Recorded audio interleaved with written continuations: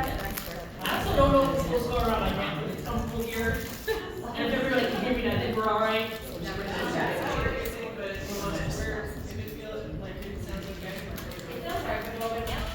No, I'm fine. Because I had it like up here that I was like, that's not correct. Oh! Wow. Holy mama, okay. Okay, look at that. So number one, we're gonna learn how to use a mic. You can tell this is my first time. So, welcome everybody. This is your girl, Roz the Diva. I'm here to talk about gym intimidation today. Gym intimidation. So this is my first time speaking at the summit, so I'm excited. And actually, this is one of the first keynotes I'm doing of this, so I'm gonna pretend like I'm not nervous. But this is great. I have been a personal trainer and a fitness professional now for 13 and a half years. Been doing this a long time.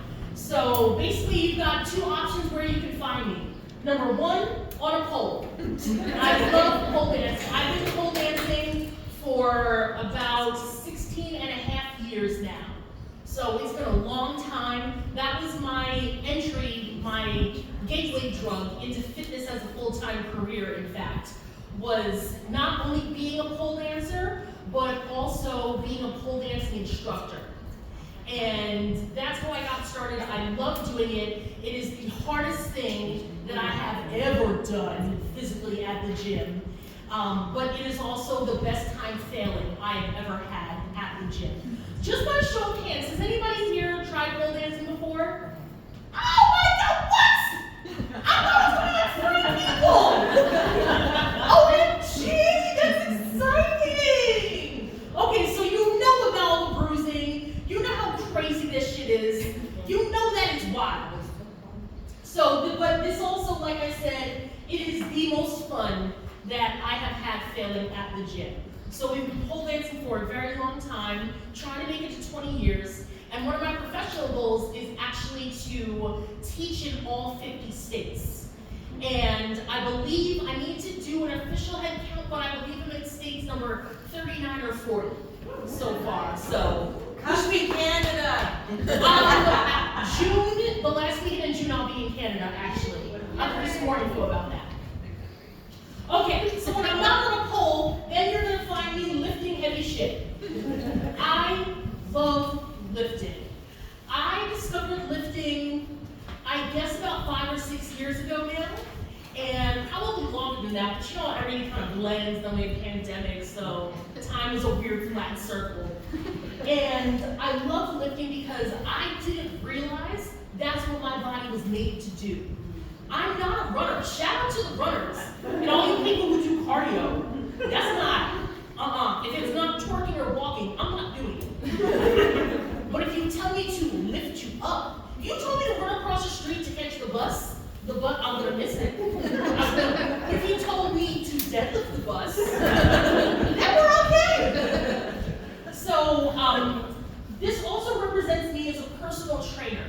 And so when I'm not on the pole, then I'm also personal training clients both virtually and in person. Right now it's primarily virtual, but I do have some in-person clients as well. And shout out to our friend Charles in the back, actually. Who's also a fitness pro up in the New York City greater area, which is where I'm from. Also, side note, Charles is going to be my social media manager for the day. So if you see him up taking pictures and being very Zoolander-esque and get me at good angles, that's totally fine. And if you feel compelled to get me at really cute angles, you can go ahead and tag me at any point in time to Roz the Diva.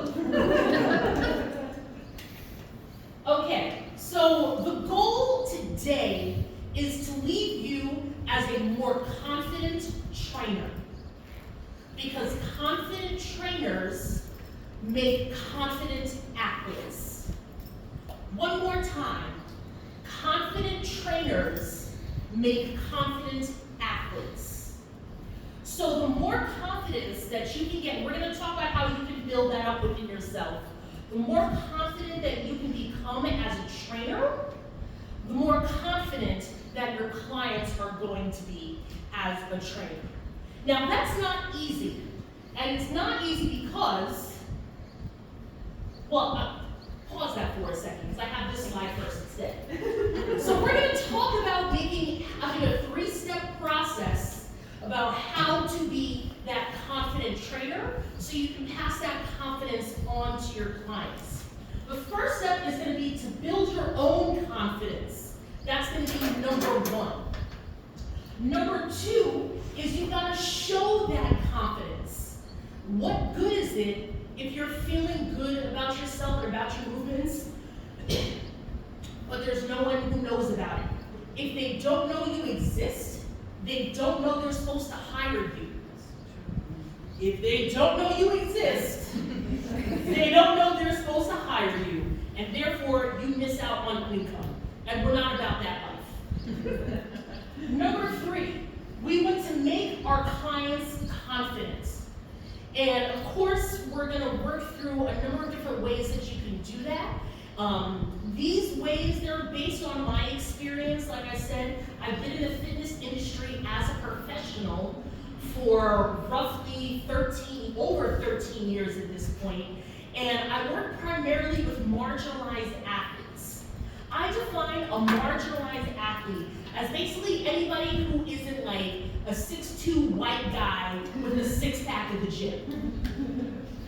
And there's many ways. My personal identity is I'm black, I'm 39, I'm plus size, I pay way too much damn rent in New York City, and I also like to run around the gym half naked because pole dancing. So we're going to talk about all of that. So first we need to define what is gymtimidation. Gymtimidation, this is the very unscientific definition here, but it's something that makes you feel intimidated to start or continue a physically active lifestyle. So gymtimidation can take many forms. It can come from within, with your own insecurities. It can also come from external forces as well. And sometimes this gymtimidation, you might start with it, or it can kind of creep up on you. But we're gonna talk about how you can work through that so we don't let it stop you from being your best self. Now, if I could, I would magically snap my fingers and remove all barriers whatsoever to success. That's not going to happen. What we're gonna do is shift some of those barriers just a little bit so everybody can electric slide down the path together. Shout out to the electric slide. They'll never give you prime time classes at your size. Said by some douchebag trainer. So, one example of gymtimidation that rattled me for a little bit was when I first, this is like the middle of my career. So we're talking, I don't know, 7, 8 years ago or something. I was working at a big box commercial gym. And I was doing a teacher training with the other teachers, and I was rocking it, and then this other veteran teacher came up to me, and they were like, wow, you did such a great job, I can tell you're gonna be a superstar, except you've gotta lose weight. If you don't lose weight, then people aren't going to trust your personality, and they're going to ignore your knowledge, and most importantly, you're not gonna get those prime time 6 o'clock after work classes. Mind you, this person told me this when I was roughly 60 pounds lighter than where I am right now. Right now, just for reference, I consider myself plus size, and I'm roughly 270 or whatever. That doesn't mean that that has to be your definition of plus size, but that's how I define my body. So this person told me this, and I burst out in tears. Not because I thought they were true, but it was just, well, I did think it was true, and it was like my greatest fears, like, oh, someone's calling me out on my weight. Because I was the largest trainer at that time by quite some margin. And especially if you compare me to the other female personal trainers and group fitness instructors, I definitely was already feeling kind of like an outcast, And so while this person, they were well-meaning because they wanted to see my career grow, or they alleged they wanted to see my career grow, it still rattled me because it was like, let's take your insecurities and blow them up on a billboard in Times Square. Thank goodness though, that this came at a point in my career where I was already established as a group fitness and personal trainer, group fitness instructor and personal trainer. So it wasn't, I knew that I could in fact get those prime time classes. And I knew that I could have a full-time career in fitness because I was well on my way to do so. But had this person said this to me earlier in my fitness journey, my career, it would have destroyed me. So have you ever felt gym intimidated? I would love to hear from you all for a moment. Are there any particular factors that have impacted your path of awesomeness in terms of movement? Whether it's your size, your age, ability, religion, anything like that that anybody's comfortable sharing? Go for it. So I had been a competitive powerlifter for quite some time, and I was the president of my school's powerlifting team. And then I got diagnosed with chronic illness, and I lost a lot of my strength very suddenly. And I've just been kind of starting to feel better in the past few months and getting back into the gym. And I've been feeling a lot of the gym intimidation because I'm not as strong as I used to be, and I can't show off the way that I used to, and my clients are stronger than me. So I definitely get that imposter syndrome as a coach sometimes. Does anybody else have clients that are stronger than them in some capacity? Yeah. I remember the first time when I realized my pole dancing students could outdance me. It happened around year 3 of teaching. The first year, everybody was brand new, so I was like the hot chick in town. I was feeling good. Then the second year, they started creeping up towards me, but I was still just a little bit better, so I was like, it's okay. And then that third year, they're like, Ross, look what I can do. And I'm like, that's great. Now, however, my goal is to sit in one of these chairs like an old ballet mistress and just have a stick and just coach with a stick. Please don't make me get up and do stuff. Please don't make me demo. But that is a very, very common thing, a point for coaches, is that feeling like if your clients are better than you, then somehow that discredits you as a coach. I'm here to tell you, absolutely not. Absolutely not. Other examples of when people have felt gym intimidated. I'm Alex. I use they, them pronouns. I was assigned female at birth, and despite always playing sports, I only used the treadmill. When I went to the gym, it was just only cardio. And as I basically got certified as a personal trainer and still felt super uncomfortable. And it wasn't until I worked with a personal trainer for 3 months and got more muscles that I felt like I had any space to walk in there. My greatest client base has been people that really felt gym intimidated. I think there's especially something to being assigned female at birth, and really if you play sports, you're not the ones that are supposed to go to the weight room. It's the boys, it's the men that are supposed to be going to the weight room instead. As a girl or someone who's being socialized as female, there's this expectation that you'll just get smaller, and you only need cardio to do that. You don't need to lift weights to get smaller. So. Excellent point. Couldn't have said it better myself. We're going to talk a little bit. I have a whole slide about bullshit gender expectations in the gym because they make me mad. Okay, step 1, as we've mentioned, is to build your own confidence through education. So education is power, and it comes in many different forms. I have found that the more education I have, the more comfortable I feel telling people to shove it when they when they try to tell me about my own body and what I'm expected to do. So first things first, get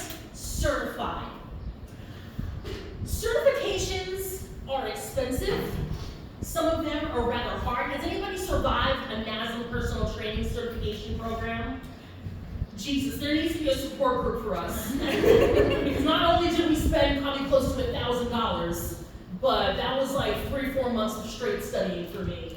And I did that 10 years ago and I'm still tired. But certifications are so helpful because they are a stepping stone to getting your credibility as a fitness professional. So they're not going to teach you the best and most exact ways to become a fitness pro, but they are absolutely going to help you get there. They give you credibility, they give you a starting point, and they can just teach you a lot, especially if you're someone like me who does not come from a science or a fitness background. In college, I went to GW, which is down in DC, and I studied business. Which I loved, but I studied business, and actually, ironically, I studied sport and event management. And I used to tell people that I just did event management because I was like, oh, I'm never gonna do stuff with sports. Woo, life is funny like that. So getting certified is one of the first steps that you can take to building your own confidence. Next, I want you to try new sports and be bad at them. So many of your clients' fears and insecurities are because they think that they're supposed to walk into a gym and know all the equipment, know how to use it, and be amazing at it. And they also feel like if they don't do those things that they're a failure. I don't want you to feel like a failure, but I want you to walk into a new space with a new instructor and see how it feels. Go through that learning process so it's not simply your clients, you're saying, hey, go do it, I survived it, you can too. But you can actually relate to them, you can enjoy the process with them, and you can help coach them through it. And that's what's super important and super clutch. So we 100% want to make sure that we're trying new sports and that we are bad at them, just to test that out. Next up, test out new equipment. So this is similar to trying a new sport and being bad at it. You could walk into a gym, especially a big box commercial gym, and they've got machines that have AI running around in them, and there's like a ghost next to you who's programming everything, and you're like, oh my God, what is this? You just thought you were going on a treadmill, now you're building a house. What's going on? So again, a lot of your clients are going to assume that they need to come into the space knowing how to use all of the equipment all the time. I want you to test out a few pieces of equipment ahead of time so that way you're a bit more comfortable using the equipment and you're not putting that burden all on your clients. Now you can do this ahead of time or you can do it with your clients. I spend a lot of time with my clients. Sometimes we'll just take a tour of the gym, and this is especially great for newer clients. We take a tour of the gym and we test out new machines together. And it doesn't necessarily have to be, well, we did this machine, so we have to do that one. Now we did this, now we have to do that. We don't necessarily follow a plan at first. We go by what the clients are naturally interested in. If you're curious about a machine, we're going to figure that out. Then we'll make a plan around that curiosity so it matches one of the 8 pillars of BPFA, enjoyment. You know, I did that! And that was off the dome, too! All right, learning from other fit pros. So this is the whole purpose of this summit, is that you can learn from different fitness professionals all the time. You can learn in a formal setting like this. You can also learn in an informal setting, which we're going to talk about in the next bullet point. but I believe that all fitness professionals are basically an amalgamation of, and they're like a best greatest hits of all the previous teachers that they've had. And if you've only been working with 1 or 2 people recently, that's not the worst thing to happen to you, but really there's so many different styles of learning and becoming an amazing athlete that I want you to experience. And you're not going to experience all of those styles and the different ways of learning and different ways of being an athlete if you are not trying new sports and being bad at them, and also learning from other fitness professionals. All right, last but not least, we are going to diversify our social media feeds. So this is among the not unofficial, that's not the right phrase that I'm looking for, but a more casual way of getting education. So I've recently started following 2 or 3 different accounts of athletes who use wheelchairs. And this is because if I have somebody who approaches me and they're using a wheelchair, I don't want to have this deer in headlights look like, oh God, this is the first person I've seen with a dumbbell and a wheelchair at the same time. Ah, what do I do? I want you to take that shock and awe, do that offline. Do that ahead of time and get used to seeing different types of bodies do different types of movements. There's a gentleman in a wheelchair who is a pole dancer, and I watched him do a flip in his wheelchair with the pole, and I was like, jigga, huh? And it was amazing. And also over time, my viewpoint of different kinds of clients, especially those who don't look like me, it's gone from inspo porn, which is cute if you're getting paid for it, but if you're not, then you're just like, God, this is annoying. But it's gone from inspiration porn to now it's education for me. And I get to learn things I might not need to know how to transfer from a chair to a wheelchair, but I at least know where I can go to find that answer. So I encourage you all, please, diversify your social media feeds because you're going to learn so much. I want to pause there for a hot second, see if anybody has questions, comments, or anecdotes that they'd like to throw in there. Go for it.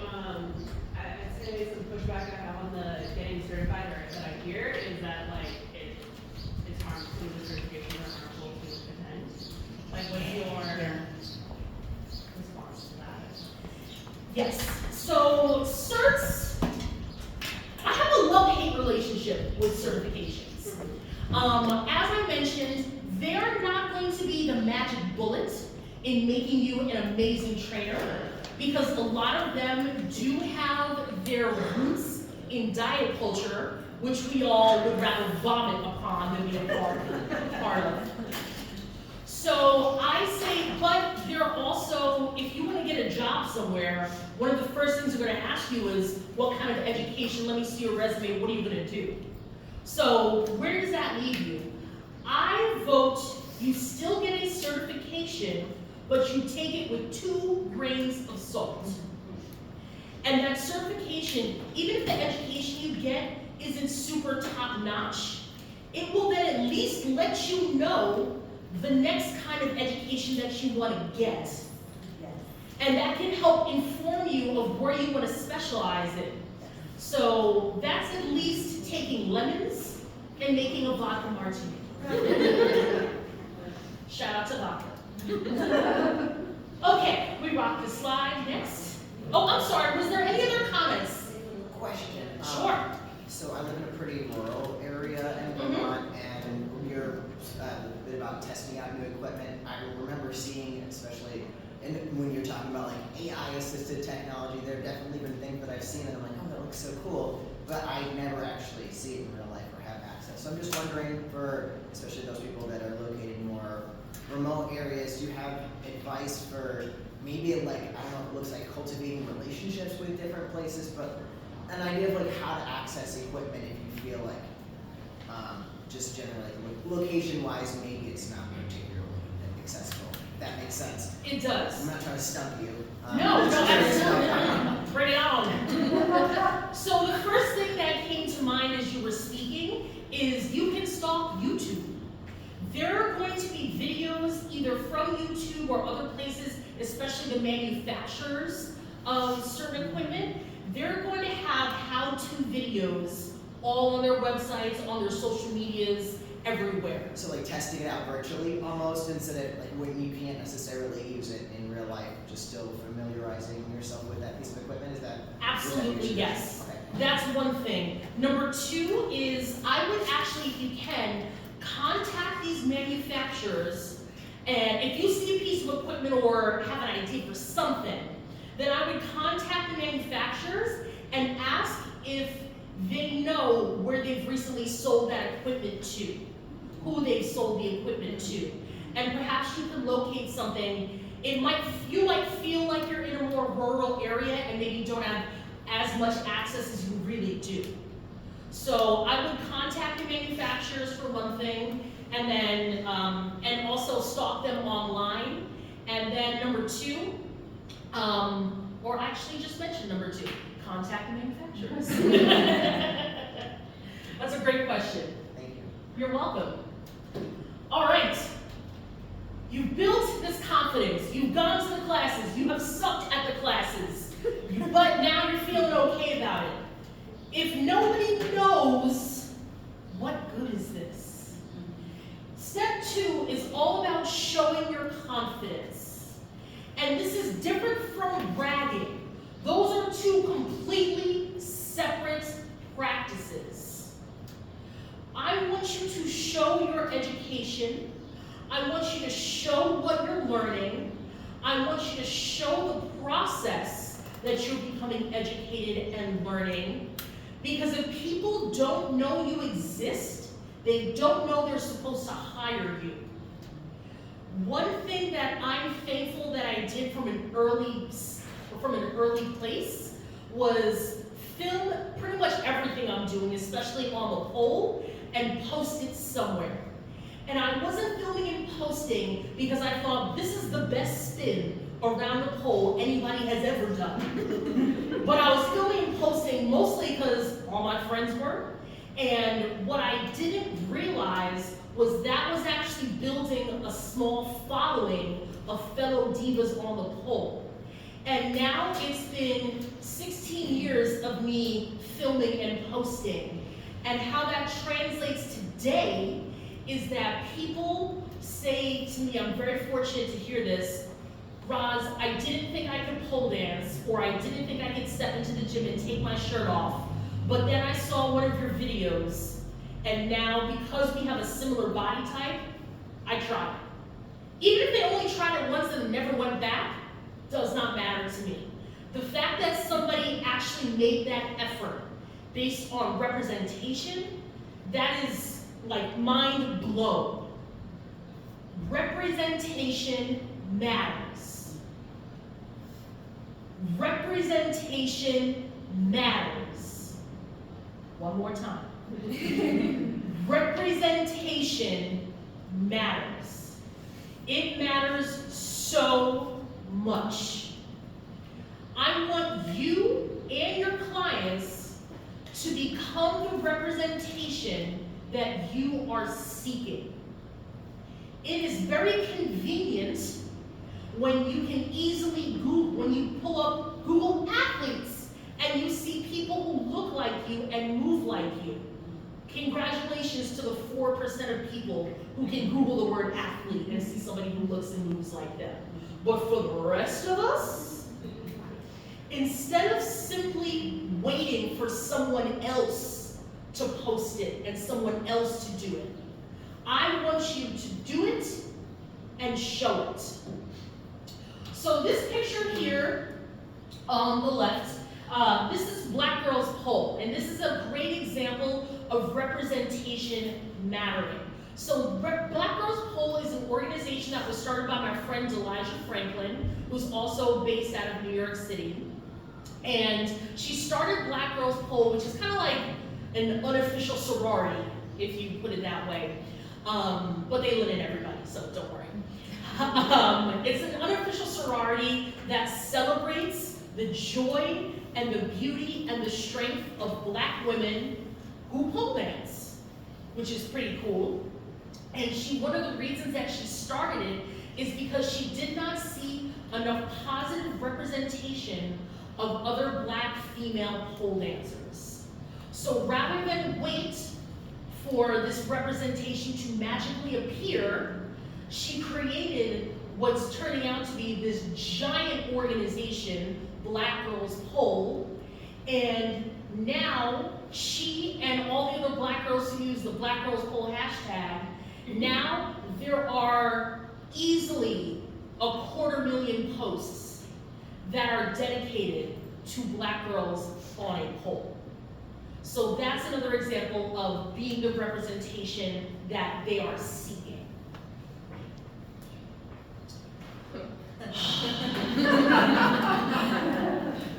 Remember when we talked about bullshit gender expectations? This is the slide I was talking about. So representation freaking matters. We know that because I said it 18 times already. What really grinds my gears is when people try to tell me women, or you can fill in the blank with another marginalized body, shouldn't do this. Like, for example, how many times have we heard women shouldn't lift heavy weights or they'll get big and bulky? That's my favorite lie of fitness. One of the favorite lies of fitness. And we all know that it's completely bullshit. But that lie persists. And for some reason, we have decided these are the kind of movements that men should do, and these are the kind of movements that women should do. Men should not pole dance. They should not be dancers. They should not do Pilates. And women need to stay out of the weight room because that's where all the dudes hang out. I want you to flip the script. This is a part of trying new sports and new movements and probably being bad at them, especially when you start. I want you to do everything you're not supposed to do. Not only do I want you to do it, but I want you to show it. So this, can we turn the lights off for like a hot second, just so we can see this picture, because it's real cute. And I just want to make sure people can see it, because quite frankly, I'm naked. Now this picture doesn't have anything to do with sports. No. Look at that! This has nothing to do with sports, nothing to do with lifting weight, and nothing to do with pole dancing. But what's the point of taking hot-ass nude pictures if nobody sees them? I'm just saying. There's another one. I admit, not only am I showing you all, but I'm also, this is on Instagram. I haven't posted in a while, so I gotta make sure I repost this soon. But I've absolutely put this out there online because if you do it, let's show it. If you do it, let's show it, especially if you're nipples. Okay. Are we okay with the lights off, or should we turn them back on? We good? Charles, how are the pictures coming out so far? Are they good? Fantastic. Oh, fantastic! I love that. Yes. Okay. So whatever's easiest, I don't care. Lights on, lights off, whatever. All right. Step 3 is to instill confidence in your clients. This is the more meat of what we're going to be talking about. So now that you've spent all this time building the confidence in yourself, and you have shown how you are working on yourself and bettering yourself as a trainer, now it's time for that to rub off onto your clients. First things first, let's make a comfortable space. Before your clients even arrive to the space where you're going to be working with them, let's make sure that that space is ADA compliant. So that way, different kinds of bodies using different kinds of access to your space. So hire an ADA professional or hire one of your clients, give them a free session to tour the space and to do an audit. And what I mean is, ask yourself a couple of simple questions. How is somebody going to get from the front door to the bathroom? How does that happen? How many steps are they going up or down? Is there an elevator available? What is the width of the hallway? There are so many questions and things that I honestly don't know because I'm not an ADA professional, but this is why we hire people who are familiar with the law and are familiar with using adaptive devices to help you out. Next up, work in your client's preferred space. So this is really clutch. It's really convenient when we have one place that we work out of, and that's where we've got all of our equipment, we got the playlist fired up, we know how to get there, we know where the clearest coffee shop is. That's all well and great. But if we are committed to working with marginalized bodies, which I believe everybody in this room is committed to working with those kind of bodies, then you've got to recognize what comes with the territory. Yes, it's easy for you to get to your gym, but it might not be the easiest thing for someone else to access your space. So within reason, I want you to think about going to your client's preferred space. It's also going to help keep them comfortable and help them feel less intimidated about getting started or continuing their movement practice if they're already in a place that kind of feels like home. Okay, during the intake process, this is also a point where things can get a little scary or get a lot scary. So first, if you have a questionnaire, which I think just about everyone does, even if it's just a verbal questionnaire, I want you to send those questions to the clients ahead of time.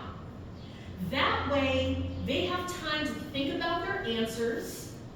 They have time, because if you just spring on clients, hey, what are your fitness goals? Sometimes people know and they can give you a detailed bullet list of what they want to do. But more often than not, clients are like, I'm not really sure, I just know I need to start working out and doing something. And which is not a bad answer, but it could be so much more if clients had a little bit more time to think. So we want to send the questions ahead of time. Next, can we please skip doing body measurements? Okay,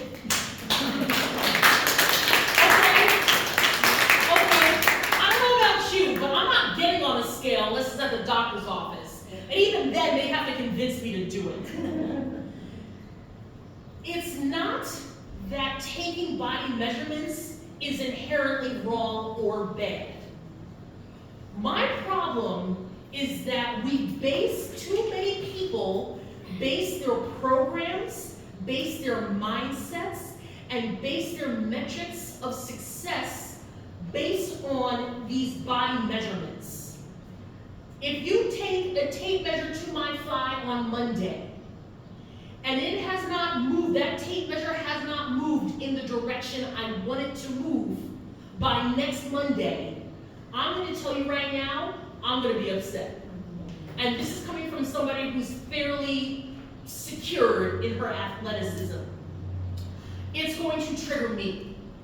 If it's going to trigger me, I can only imagine how that's going to feel for clients who have less confidence in themselves as an athlete.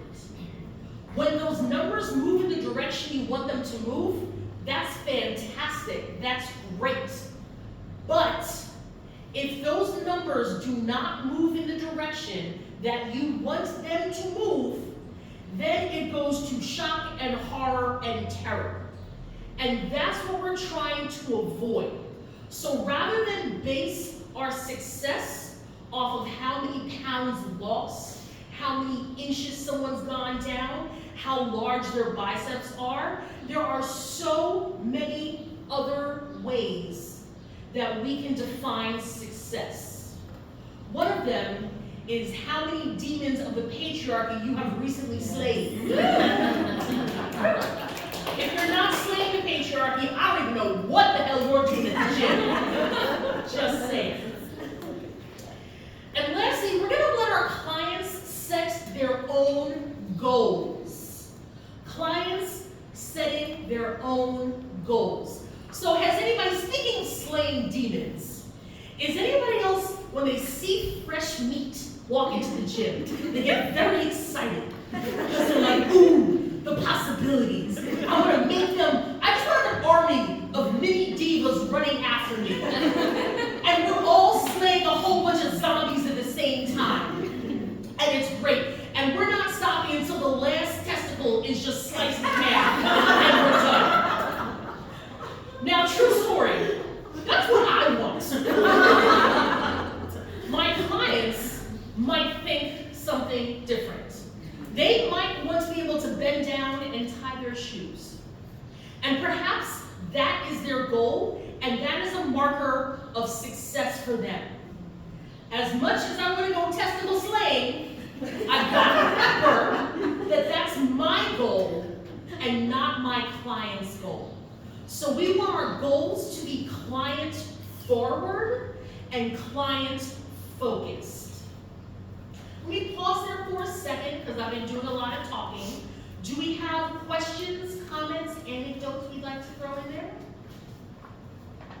I just want to say about the body measurements, in addition to not re-traumatizing people from so much of the trauma that they've experienced around that, it's really the best way to ensure not doing body measurements is the best way to ensure continued sustainable activity behavior in the work. Yes. You know what I'm saying? Because if you get to that week where the numbers didn't change in the direction, I love the way you said that, that's going to be like, okay, fuck it. I'm Yeah. just gonna stop. You know, for a lot of people, that's like, sorry to swear on the camera. Anybody's following me like I'm not like, Okay, right? But you know what I mean? Like that's gonna be like the end of their programming, and really that measurement doesn't matter that measurement didn't move. They're still doing great things for their health. You know what I'm saying? Does that Yes. make sense? Yeah. It absolutely does. Thank you for bringing So that up. in other words, it's not just to be like kind to people, which is good, but also to ensure that the programming gets done and gets continued into, you know what I'm saying? Yes, absolutely. I totally agree with that.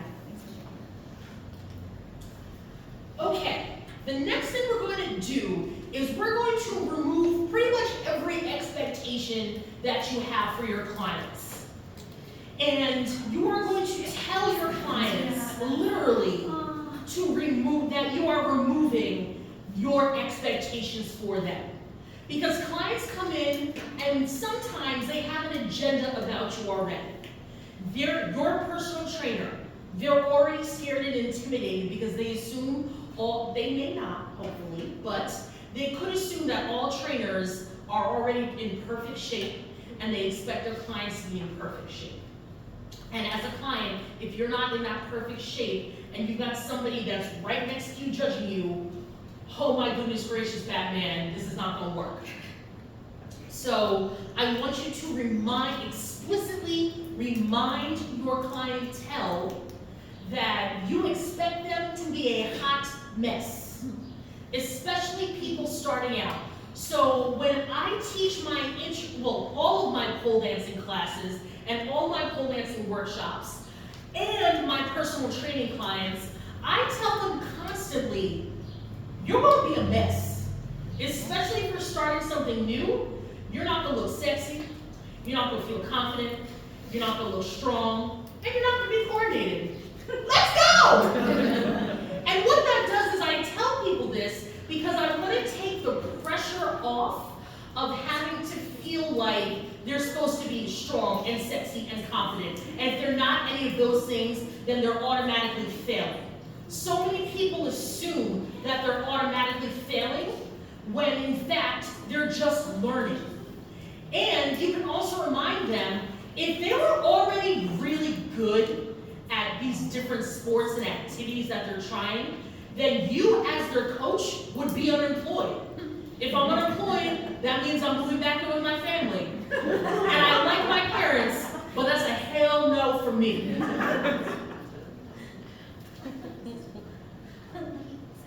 During the workout, I want you to at least in part work out with your clients.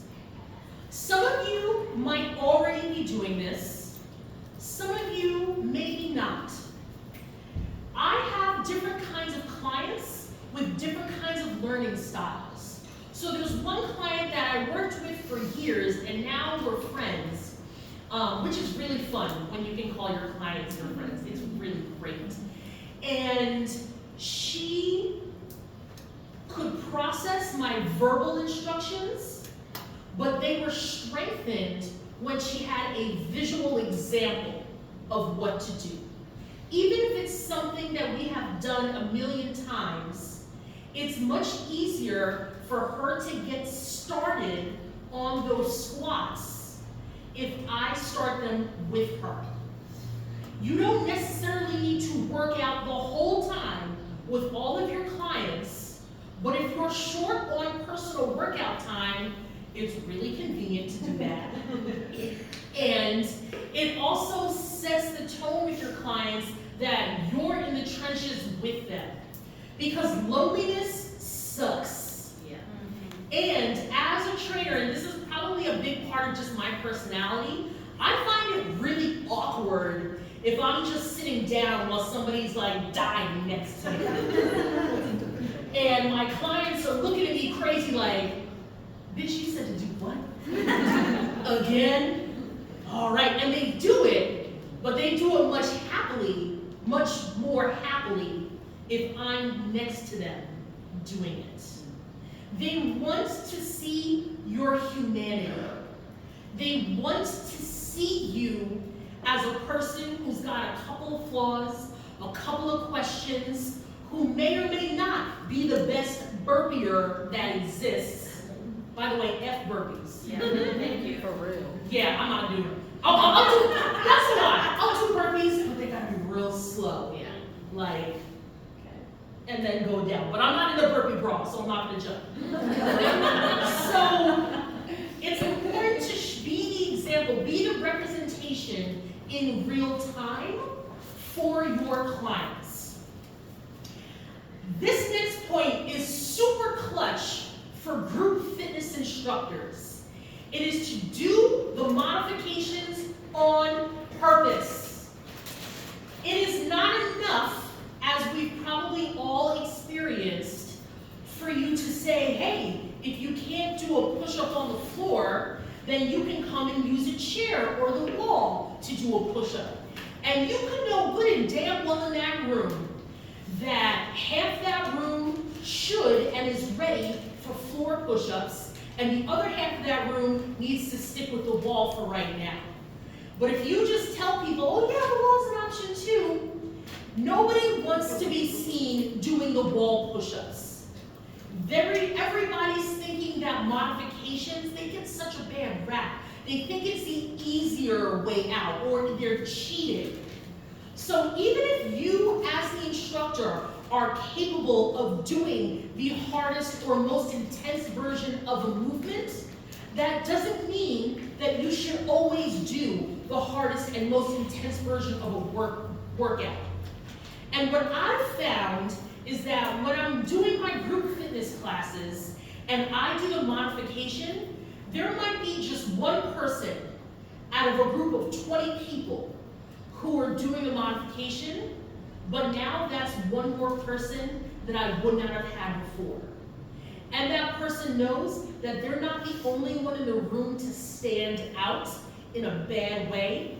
I am right there with them. They are not doing anything alone. Even if it's just the two of you, they're not doing anything alone. And that's really important. All right, let's make this thing affordable. Personal training and fitness is a luxury financially, especially personal training. Personally, I'm $145 an hour.